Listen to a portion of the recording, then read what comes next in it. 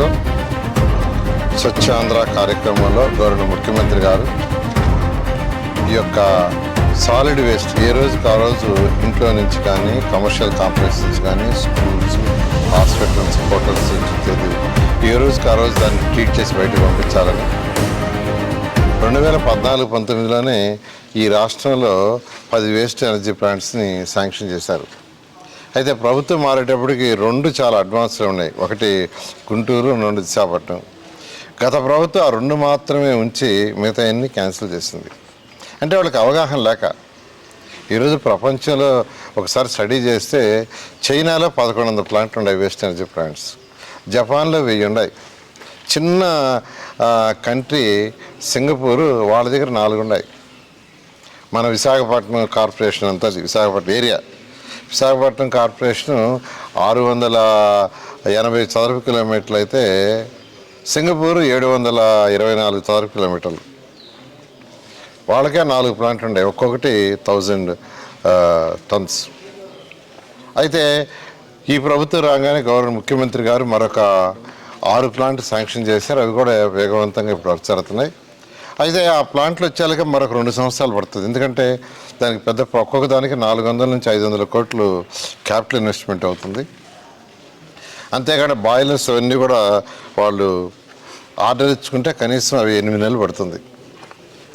అయితే ఈ లోపల ప్రాసెసింగ్ చేసి వేస్ట్ బయటికి పంపించాలని ప్రాసెసింగ్ ప్లాంట్స్ని ఈరోజు 107 ఈరోజు శాంక్షన్ చేసాం.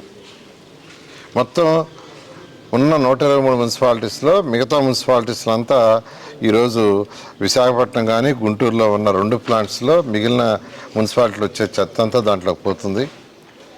అయితే వేస్ట్ ఎనర్జీ ప్లాంట్స్కి ఏ మున్సిపాలిటీస్ నుంచి అయితే వేస్ట్ పోదో మిగిలిన 107 మున్సిపాలిటీస్లో ఈ యొక్క ప్రాసెసింగ్ ప్లాంట్స్ని శాంక్షన్ చేయడం జరిగింది. ఈరోజు ఎంతో వేగవంతంగా జరుగుతుంది. వీటన్నిటిలో కల్లా ఈరోజు కొండపల్లి మున్సిపాలిటీలో జరుగుతున్న వేస్ట్ ఎనర్జీ ప్లాంట్ చాలా అడ్వాన్స్ అంటే ఆల్మోస్ట్ అయిపోయింది. ఈ ప్లాంట్ ఆల్మోస్ట్ అయిపోయింది. ఆ ఏజెన్సీతో ఎవరైతే ఉంటే సార్ మా ప్లాంట్ అయిపోయింది, ఓన్లీ పెయింటింగ్ వర్క్ జరుగుతుంది, మరొక 4-5 రోజుల్లో హ్యాండ్ ఓవర్ చేస్తాం మున్సిపాలిటీకి అన్నారు.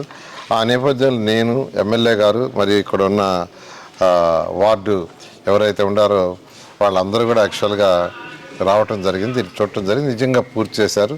ఇది పూర్తి చేసిన వాళ్ళు నిజంగా నేను అభినందిస్తున్నాను. ఈ 107 ప్లాంట్లు పూర్తయితే 5350 టన్నులు 5350 టన్నులు ప్రాసెస్ అయ్యి ఏ రోజుకి ఆ రోజు చెత్త బయటకు వెళ్ళిపోతుంది.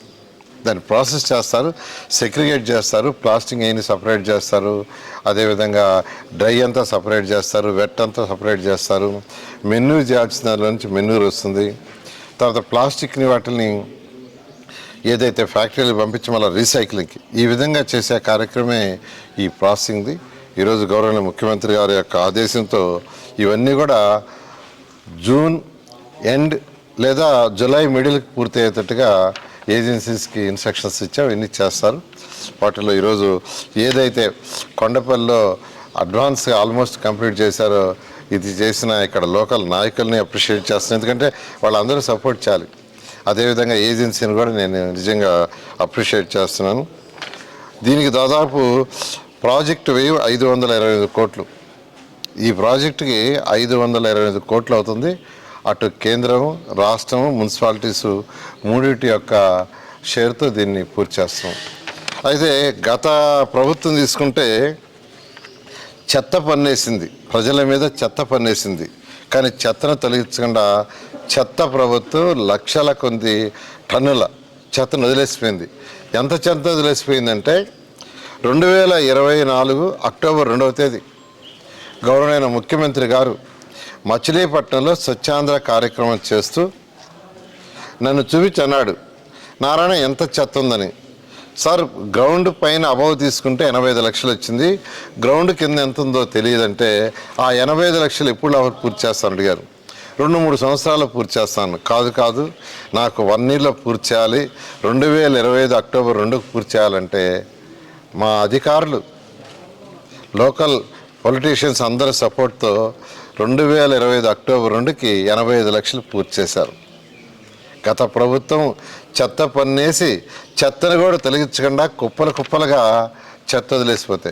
సో 85 లక్షలు పూర్తయిన తర్వాత మళ్ళీ అధికారులని గ్రౌండ్ కింద ఉండేది ఎస్టిమేట్ చేయమని. ఎందుకంటే కొన్ని దగ్గర 4 మీటర్లు ఉంది, 5 మీటర్లు ఉంది, 7 మీటర్లు ఉంది, 3 మీటర్లు. అదంతా ఎస్టిమేట్ చేస్తే ఇప్పటికి మొత్తం 153 లక్షల టన్నులు వచ్చింది. అది కూడా ఆల్మోస్ట్ అయిపోయింది. బహుశా జూన్ ఎండింగ్కి ఆల్మోస్ట్ 100 మున్సిపాలిటీస్లో అయితే పూర్తిగా తొలగించేశారు. మిగతా మున్సిపాలిటీస్లో కూడా జూన్ ఎండింగ్కి పూర్తి అయ్యేటట్టుగా ప్రణాళిక రచించి ఎంతో వేగంగా జరుగుతుంది. అది కూడా పూర్తి చేయడం జరుగుతుంది. ఒక్కటే, ఇవన్నీ చేయటం వల్ల ప్రజల ఆరోగ్యం బాగుపడుతుంది. ప్రజల ఆరోగ్యం బాగుపడితే ప్రతి ఒక్కరు మానసికంగా శారీరక కష్టపడగలరు.